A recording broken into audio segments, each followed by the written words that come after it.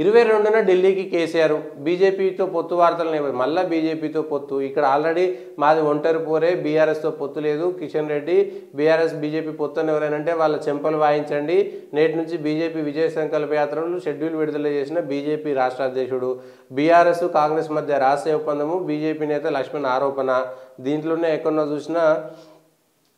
మాకు పొత్తు లేదనేటువంటి విషయాన్ని ఆయన కూడా చెప్పిండు బాల్కసుమన్ కూడా చెప్పిండు బాల్కసుమన్ వీళ్ళందరూ చెప్పిన తర్వాత ఇంకా మళ్ళీ ఏం లేదు కాకపోతే లోక్సభ ఎన్నికల సన్నద్ధతలో బీఆర్ఎస్ అనేది బిజీ విపక్షాల అభ్యర్థుల ఖరారైన తర్వాతే పార్టీ జాబితా విడుదల చేయాలని నిర్ణయం పార్టీ జాబితా విడుదల చేయడానికి టీఆర్ఎస్ పార్టీ దగ్గర ఎవరు పోటీ చేయడానికి సిద్ధంగా లేరు తెలంగాణలో ఎంపీ సీట్లు గెలిచేటువంటి పరిస్థితి లేదు తెలంగాణలో బీఆర్ఎస్కు పెద్ద గుండు సున్నా అనేటువంటిది జనంలో వస్తుంది ఆ మెదక్ స్థానంలో కూడా మెదక్ లోక్సభ స్థానంలో కూడా కేసీఆర్ కుటుంబ సభ్యులు పోటీ చేస్తే వాళ్ళ కోసం కష్టపడేటువంటి పరిస్థితి ఉంటుంది తప్పితే అక్కడ కూడా గెలిచేటువంటి పరిస్థితులు లేవు అనేటువంటిది కాంగ్రెస్ బీజేపీ మధ్యన పోటీ ఉంటుందని కాంగ్రెస్ ఒప్పుకుంటుంది అదే విషయాన్ని బీజేపీ ఒప్పుకుంటుంది బీఆర్ఎస్ కూడా తెలుసు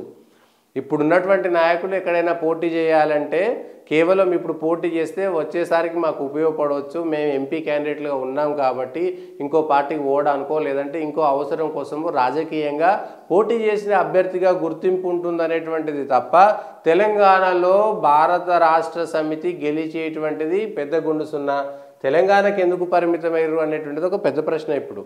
కేసీఆర్ గారు ఢిల్లీకి పోతురు కదా కేసీఆర్ తెలంగాణ మాది ఒకటే కాదు దేశాన్ని మొత్తం నేను బాగు చేస్తా దేశంలో నరేంద్ర మోడీ ఏకఛత్రాధిపత్యం నడుస్తుంది ఆయనను దించేది నేనే అని చెప్పుకున్నటువంటి కేసీఆర్ గారు భారత రాష్ట్ర సమితి పెట్టిన తర్వాత ఇప్పుడు కర్ణాటక నుండి పోటీ చేస్తారా మహారాష్ట్ర నుంచి పోటీ చేస్తారా పంజాబ్కు పోయి పంజాబ్లో రైతులకు అన్యాయం జరిగిందని పంజాబ్ రైతులకు చెక్కులు ఇచ్చి ఆ చెక్కులు చెల్లని చెక్కులు ఇచ్చినటువంటి మాజీ ముఖ్యమంత్రి గారు మరి పంజాబ్ నుంచి పోటీ చేస్తారా లేకపోతే ఢిల్లీ నుంచి పోటీ చేస్తారా ఢిల్లీలో 7 స్థానాలు ఉన్నాయి ఢిల్లీ నుంచి పోటీ చేసి నరేంద్ర మోడీ గుజరాత్ నుంచి వారణాసికి వెళ్ళి కాశీకి వెళ్ళి పోటీ చేసి గెలిచిండు ఈ దేశంలో ఒక మార్పు రావడం కోసం అవసరం కోసం బీజేపీని నడిపించడం కోసం కాంగ్రెస్ను ఓడించడం కోసం కాశీకి వెళ్ళినటువంటి నరేంద్ర మోడీ లాగా ఇప్పుడు కేసీఆర్ కూడా తెలంగాణను విడిచిపెట్టి ఖచ్చితంగా ఏదో ఒక ఇతర రాష్ట్రంలో పోటీ చేస్తారా అత్యధిక స్థానాలు ఉన్నటువంటి ఉత్తరప్రదేశ్లో భారతీయ జనతా పార్టీని ఓడించడానికి నరేంద్ర మోడీ మీద కాశీలో పోటీ చేస్తారా ఇంకొకరి మీదైనా పోటీ చేస్తారా లేకపోతే అమేథీలో రాయ్బరేలీలో కేసీఆర్ పోటీ చేస్తారా భారత రాష్ట్ర సమితిని మార్చుకున్నారు కదా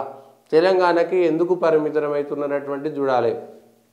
ఢిల్లీ పర్యటనలో చేసేది ఏముంటుంది ఇప్పుడు కేసీఆర్ను ఎవరు పట్టించుకునేటోళ్ళు కూడా ఉండరు అవసరం కూడా లేదు పోనీ అంతకుముందులాగా తెలంగాణ ఉద్యమం ఉన్నది తెలంగాణ సాధన కోసం వాళ్ళని కలిసినాం వీళ్ళని కలిసినాం చెప్పుకునేటువంటి ప్రయత్నం చేసినా కూడా ఏముండదు అక్కడ ఎన్డీఏలో చేరడానికి కూడా ఆప్షన్ లేదు యూపీఏలో చేరడానికి లేకపోతే ఎన్డీ కూటమిలో చేరడానికి కూడా పెద్దగా ఆప్షన్ లేదు ఎటువంటి పరిస్థితులు ఉంటాయి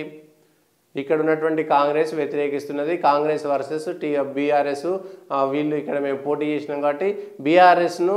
ఇండి కూటమిలో చేర్చడానికి తెలంగాణలో ఉన్నటువంటి కాంగ్రెస్ ఒప్పుకోదు మాకు సంబంధం లేదని బీజేపీ ప్రకటించింది అదే చెప్పారు అదే అంశం ఇక్కడికి వచ్చింది మరి ఎవరు ఏంటి ఢిల్లీకి పోయి ఏం సాధిస్తారు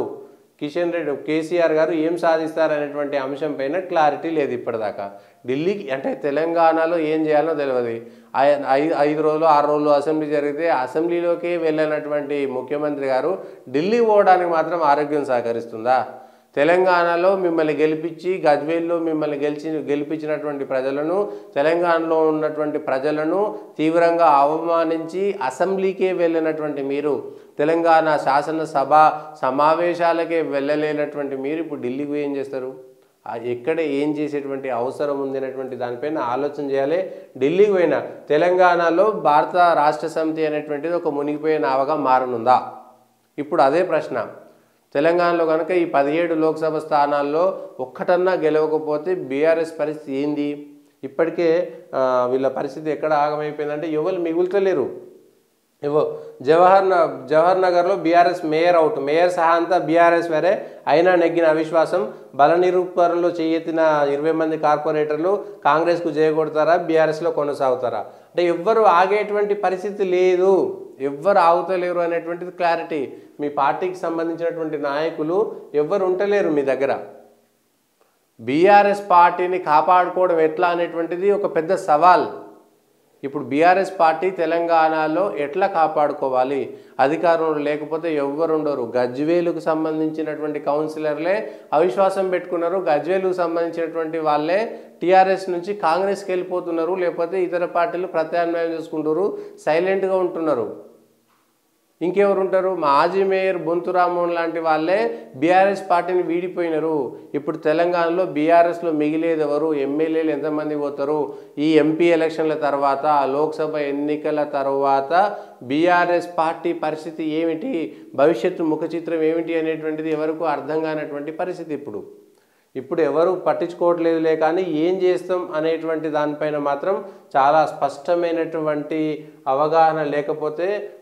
భారత రాష్ట్ర సమితి అనేటువంటిది అది ఏ భారతంలో ఉంటుంది అనేటువంటిది క్లారిటీ లేనటువంటి పార్టీగా మిగిలిపోయేటువంటి అవకాశం ఉన్నది. దానికోసం ఏం చేయాలి భారత రాష్ట్ర సమితి అనేటువంటిది మాత్రం తెలియదు. ఢిల్లీకి పోయినా ఎక్కడికి పోయినా కూడా అక్కడ ఎవరు పట్టించుకునేటువంటి నాదుడైతే లేరు. తెలంగాణకు సంబంధించినటువంటి దాంట్లో ఎవరు పట్టించుకునేటువంటి నాదుడు లేరు అనేటువంటిది చూడాలి. దీనికి సంబంధించినటువంటి దాంట్లో